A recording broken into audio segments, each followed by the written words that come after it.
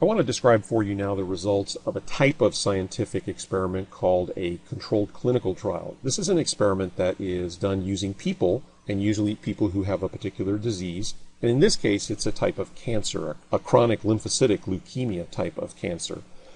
Typically in an experiment, there is a control arm, in this case, a type of combination of chemotherapy drugs that are given by infusion over a period of weeks, and then the experimental arm where that same treatment is given with the addition of something different. In this case, it's an antibody called rituximab. So the question being asked in this particular trial is, does the addition of this third agent extend what is called the progression-free survival, or the time during which a patient is free of the progression of disease and it has not come back, it hasn't relapsed. So these individuals are then followed for months and even years after these two different treatments to see what the response is of their tumor. And then it's presented in scientific meetings like this. And for about a 3.5-year time period, there is a separation between the triple therapy arm and the control FC arm. And the question is, at any time point, is this significantly different? Is there a reason to believe that this is not due to chance, but that the difference is due to the addition of the third agent? And that's what statistics do. So in this case, there is a statistically significant result. In other words, the confidence is that this difference truly is due to the addition of the third agent and not simply due to chance. So this is the kind of clinical science where the decisions on how to treat people with certain types of disease find their support. Now you can ask, what does being a Christian have to do with being a scientist, or in this case, a medical researcher?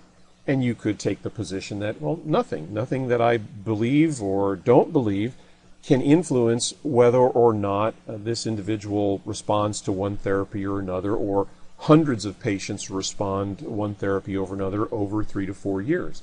And you could look at it in another way and simply ask, does being a Christian disqualify a person from being in any other profession, a plumber, a dentist, an engineer, an artist, or electrician? It really does not matter whether your electrician is a Christian or not. It matters whether they're a competent professional in their particular area of expertise. However, in the world of science and the world of discussions about science, there are some people who feel like Christians should not be allowed to be scientists or medical researchers or even physicians. So it's possible that someday there would be the development of what's called a religious belief litmus test concerning scientists. If you believe in certain things, you might not be allowed to graduate. You might not be allowed to enroll in scientific training programs. You might not be allowed to be on the team that manages clinical trials. And it is of concern that these might be happening now to a certain extent, or might happen in the future.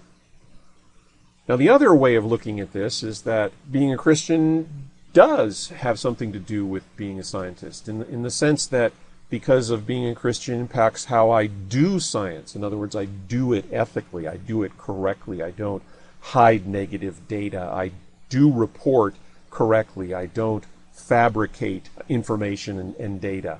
And it allows room for there to be disagreement in the areas of historical interpretation, or the interpretation of what the data actually mean. In other words, we are able to agree that we can disagree and have a civil discourse on what the data actually mean.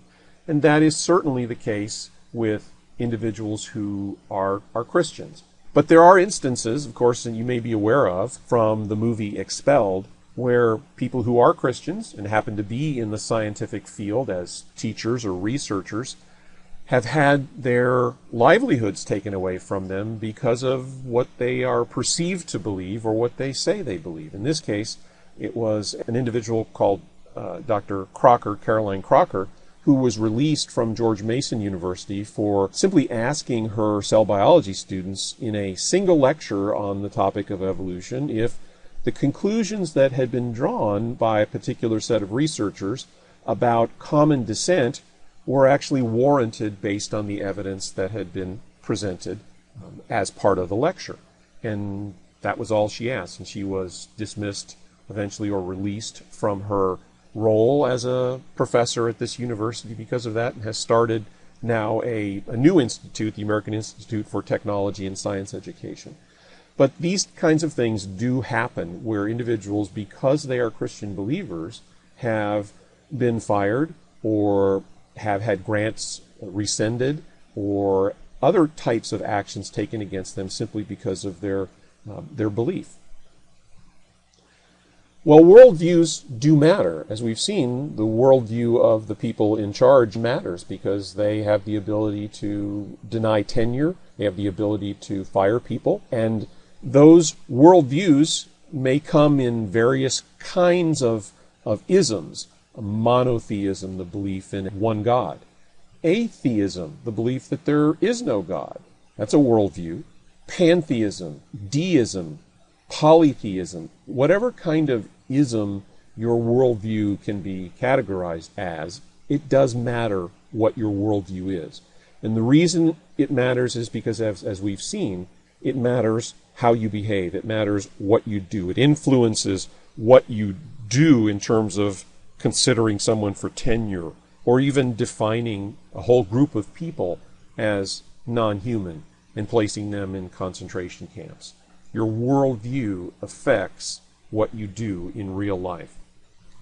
Now, as I said, atheism or atheistic worldview, as any worldview, does certainly affect how you behave.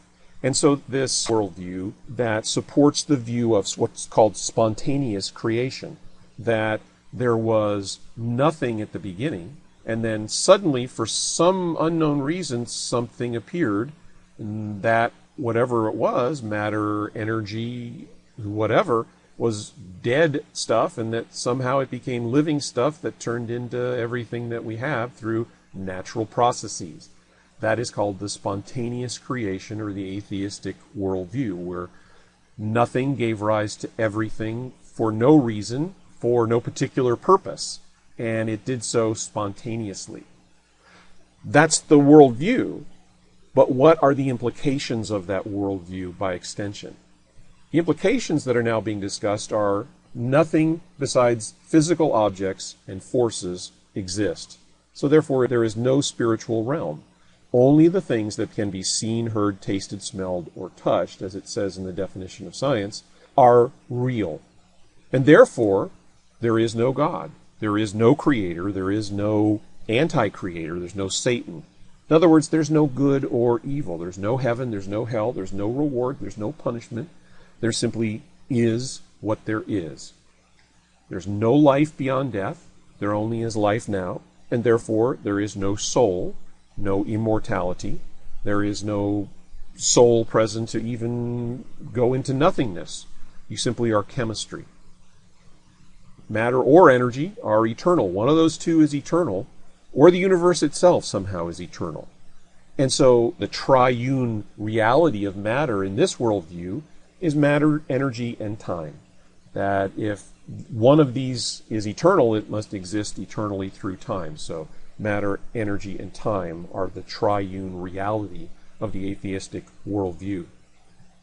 And as I said, life is only chemistry. Consciousness is only chemistry, and after death there's simply nothing. You cease to be. Who you are is simply chemical interactions in your brain, influenced by the stimuli that you take in from the surrounding environment. But in the end, you're simply complicated chemistry. You cease to be at death. And also, because of that, everything is evolution. Everything is seen as evolution. So life in the end has no ultimate meaning or purpose, except perhaps the meaning or purpose that you, among 7 billion people, would choose to give to your particular life. But there is no transcendent meaning. There is no ultimate meaning or purpose to life. There is only evolution or constant change, the struggle for survival. And if you choose to give meaning or relevance to human life above animal life or plant life, that's simply a distinction that you choose to make. It's not a real distinction. That is the atheistic worldview.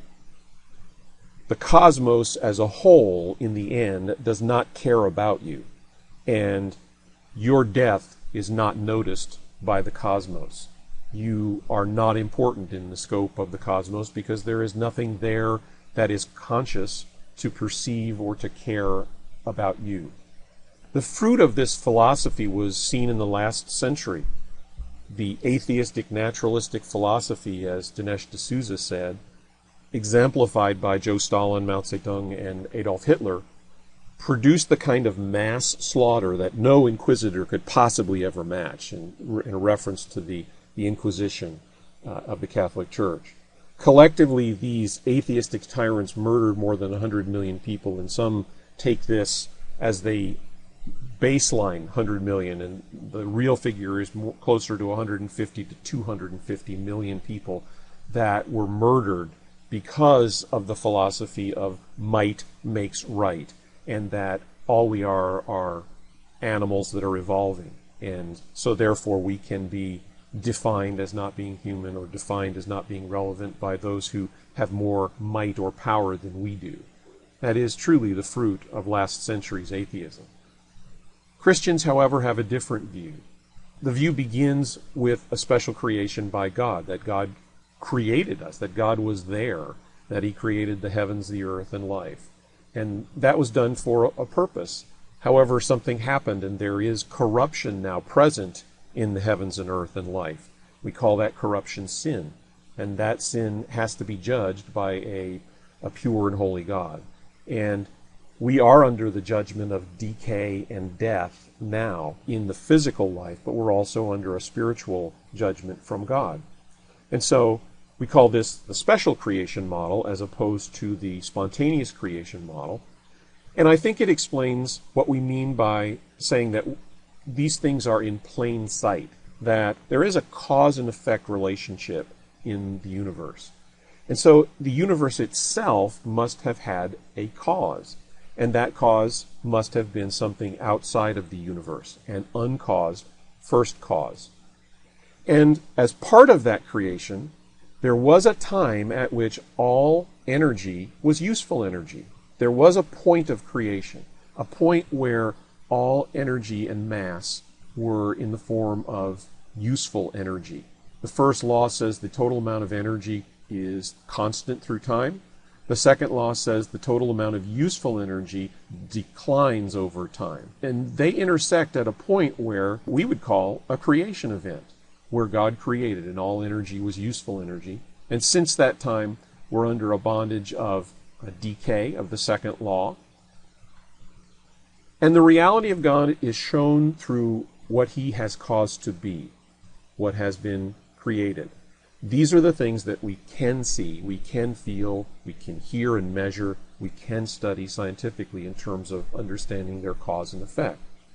And the Bible says that, for since the creation of the world, His invisible attributes, these are God's attributes, His eternal power and divine nature, have been clearly seen through what has been made, so they are without excuse. So in other words, it's in plain sight. It's been clearly seen through what has been made, so that you and I are without excuse to understand that God is, that God created, and that there is corruption in life, and that corruption would have had to come from somewhere for some reason. And as everything, it has to be reconciled with a judgment of a holy God. So the reality of God is shown through creation, but it's also shown by His work in history. And the Jewish people are a good example of that, and fulfilled prophecies from the Bible are an example of that.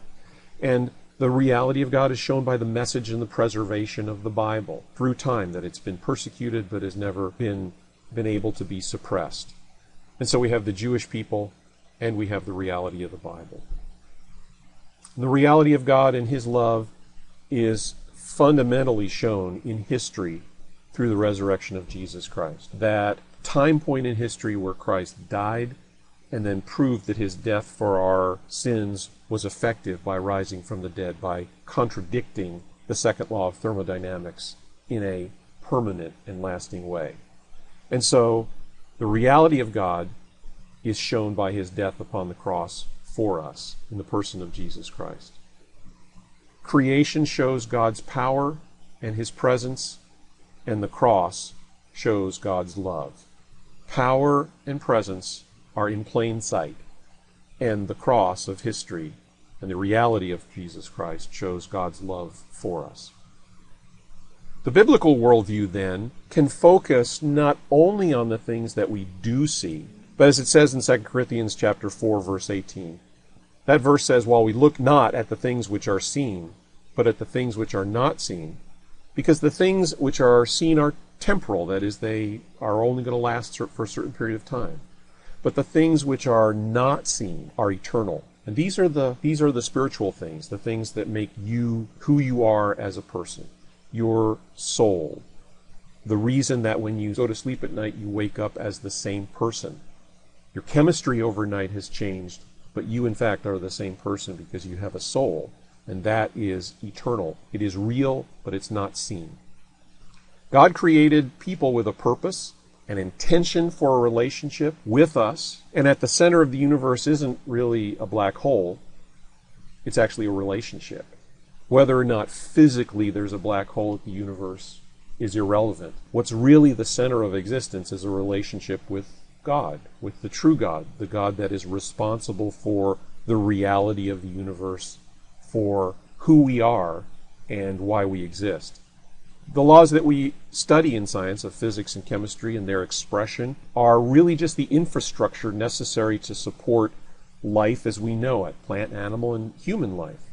It's not a reductionist philosophy that everything can be reduced to the simplest, but that those simple yet profoundly complicated principles of physics and chemistry support life in order to have a relationship with the true God. Unconscious life, plant life, and conscious animal life ultimately support human life. And so we do think of human beings as the pinnacle, not of evolution, but of the pinnacle and point of what He's created. So people we see as being created in God's image for His glory and for His pleasure to have a relationship with Him. And therefore people have value. And yes, that value is over and above plants and animals and bacteria. But we share with God His love, His logic, His creativity, His compassion, His forgiveness, His appreciation of beauty, and His ability to choose and to care for what He's created. So we have the ability to choose to be good stewards of what God has given us and what supports our life on this planet. But are these then part of what you might call Christian values? Certainly not an exhaustive explanation of what Christian values would be, but they could certainly form the basis for some understanding of Christian values. Now, why is that important? It's important because in your life, as you work, your company or your government will look at you and see what values you hold. And honestly, today, they assume that you have no values. And if you don't have values, the government or the company will give you values. Now, in the past, there was some sense of moral consensus that honesty was good and ethics and values were important qualifications for your work and professionalism, that it was important to be a, quote, good person. But today, there's no moral consensus. Companies assume that you as a new employee have no moral base. You have no common morality with other people, and you have no ethical base because you were never taught that, because there is no ethical base to reference in their atheistic worldview. And so the government or the company may simply give you values, and you will receive diversity training, you will receive sensitivity training. You'll be told that you have to have a harassment-free workplace, and so you can't speak about religious things, about spiritual things, and certainly not about Christian things. And by the way, if you don't have values, we'll give you values. We'll say that you should have the value of integrity, of being a transparent, open person. You should have respect for people, and that you should focus on whoever is your particular customer in your work. And then as you go along through your work, you should ask yourself, is what I'm doing consistent with company-wise values? And it's odd, I think, for a Christian to be presented with the idea that a company has values, or that Christians have no values, therefore they have to have values imposed on them. And these would certainly be arbitrary values, which have no basis other than to give the appearance of something that would generate potentially more profits for the company at the end. It's the way the world is today, and if you don't know it, you will know it as you enter the workforce. So biblical values might begin with the idea that we value people and relationships over things, and that we are thankful to someone, we're thankful to a real God for building a world that was fit for our life, and therefore it is our responsibility to care for the creation, that we value every human life, and that we practice love. Love the Lord your God with all your heart and soul and mind, and love your neighbor as yourself. And this distills the law and the prophets into the greatest commandment. These are true biblical values that believers draw from the Bible. So since we do have a biblical value base that's different than the world, that may certainly impact the way we do our jobs.